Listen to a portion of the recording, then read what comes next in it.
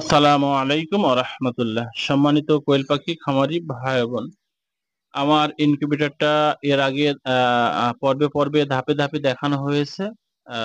তো আজকে আমার ইনকিউবেটরটা কন্ট্রোলার সেটিং করেছি, মানে টোটাল সেটিং সারা হয়েছে। কন্ট্রোলার থেকে আপনার আহ, আহ, ফা- বাতাস সার্কুলেশনের জন্য যে ফ্যান, বাল্ব বলেন, তারপরে এসি ফ্যান যেটা ওভারহিট বের করে দিবে, ফগার লাইন, সমস্তটাই। যেহেতু এটা আমার হ্যাসার, স্যাটার নয়। স্যাটারে হলে আমার আর একটা যোগ করতে হবে, সেটা টার্নিং এর যে মোটর বা লিমিট সুইচের যে কানেক্ট গুলা, এগুলা করতে হবে। তো এগুলা যেহেতু আমার এটা হ্যাসার, সেক্ষেত্রে হ্যাচারের কানেক্ট গুলা কিভাবে করেছি আমি একটু দেখানোর চেষ্টা করব। তবে প্রথমত আমি যেটা ব্যবহার করেছি দেখানো, প্রথমত আমি যে এই যে যেটা দেখছেন এটা সেন্সর। এই সেন্সরটা লাগিয়েছি আমি। এখানে দুইটা সেন্সর আছে, একটা হচ্ছে তাপমাত্রা নিয়ন্ত্রণ করা, একটা হিউমিডিটি নিয়ন্ত্রণ করা। এটা আমি লাগিয়েছি। এই পাশে আসো, নিয়ন্ত্রণ করবে, এটা আমি লাগিয়েছি। দেখেন যে প্রথমত আমার এই যে হিউমিডিফায়ারের সেন্সরের তার থাকবে তিনটা, একটা লাল, একটা কালো, আর একটা হলুদ। আমি লাল তারটা লাগিয়েছি 1 নম্বরে, হলুদ তারটা লাগিয়েছি 2 নম্বরে, এবং 3 নম্বরে লাগিয়েছি কালো তারটা। তাপমাত্রা নিয়ন্ত্রণের জন্য দুইটা তার তার থাকবে, সেটা লাগিয়েছি আমি। যেহেতু দুইটা তারের মধ্যে একটা খোসা, অর্থাৎ উপরে কভার ছাড়া, আর একটা লালটা লাগিয়েছি 5 নম্বরে। 4 নম্বরে লাগিয়েছি আমি খোলা তারটা। এটা ছিল আমার হিউমিডিফায়ারের এবং তাপমাত্রা কন্ট্রোলার। আর যেটা পাওয়ার দিবে এই কন্ট্রোলারকে, পাওয়ার অর্থাৎ কারেন্ট লাইন যেটা দিবে, কারেন্ট লাইনটা আমি দিয়েছি, সেটা হচ্ছে 13 নম্বর এবং 14 নম্বরে। এবং কারেন্ট লাইনের সাথে সংযোগ করেছি এই যে ফ্যানের, ডাইরেক্ট ফ্যান চালানোর জন্য এই কারেন্ট লাইনের সাথে এই দুইটা তার দিয়েছি। এই এই কারেন্ট লাইনে যে দুইটা তার আমি দিয়েছি, এটা আমি বিশেষ করে হিট 1 হিট 2 এও দিতে পারবো। তো হিট 1 হিট 2 এ দিলে হবে কি, সেটা হচ্ছে যখন বাল্বগুলো জ্বলে উঠবে তখন ফ্যান চালু হবে, বাল্ব বন্ধ হলে ফ্যানও বন্ধ হয়ে যাবে। অতএব যেহেতু ইনকিউবেটরের ভিতরে সবসময় বাতাস সার্কুলেশন থাকতেই হবে, সেক্ষেত্রে আমি ডাইরেক্ট দিয়েছি 13 এবং 14-তে। আর তারপরে আমি হিউমিডিফায়ারের ফগারের যে লাইনটা দিয়েছি, বিশেষ করে ফগারের লাইনটা দিয়েছি আমি 15-তে, 19-এ, একটা 15-তে, একটা 19-এ।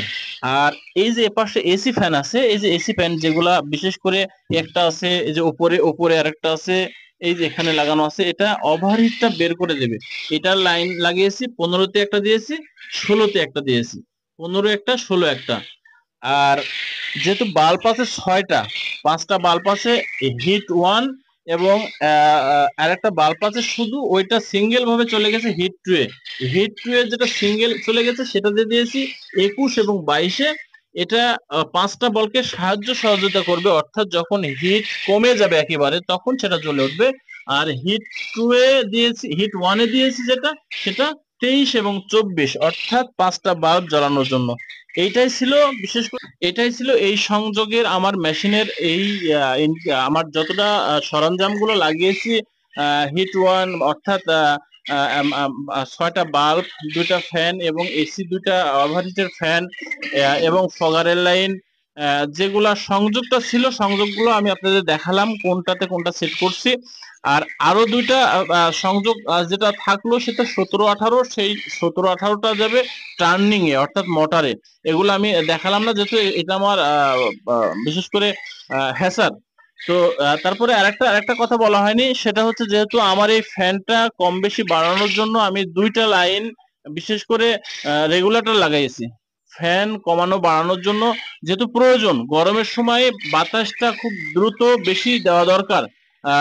কারণ ভিতরে ওভারহিটটা বেশি হয়ে যায় গরমের সময়, যার কারণে বেশি বাতাস ভিতরে হলে এই বাতাসটা বাইরের দিকে বেশি ধাবিত চলে যাওয়ার সুযোগ থেকে যায়।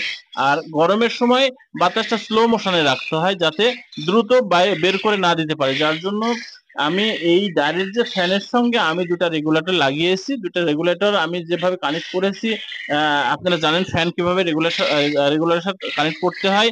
তো এই ছিল আমার আজকের আপাতত এই কন্ট্রোলারের সাথে আমার এই ইনকিউবেটর তৈরির ব্যবস্থাপনা।